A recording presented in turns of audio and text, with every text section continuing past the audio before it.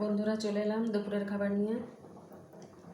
এই যে হয়েছে উচ্ছে কুমড়ো ভাজা, কালো জিরে আর কাঁচা লঙ্কা দিয়ে উচ্ছে কুমড়ো ভাজা বানিয়েছি। আর এখানে রয়েছে শশা, এখানে রয়েছে এঁচোড়ের তরকারি, আর এটাও রয়েছে মাছের ডিমের বড়া,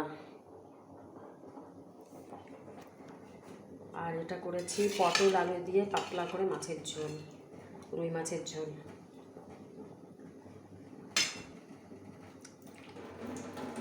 আর যেটা আগে প্রথমে বলতাম সেটা এই যে ভাত টকবক করে ফুটছে, সেটা লাস্টে বললাম, যেহেতু আমি লাস্টে আজকে ভাতটা বসিয়েছি।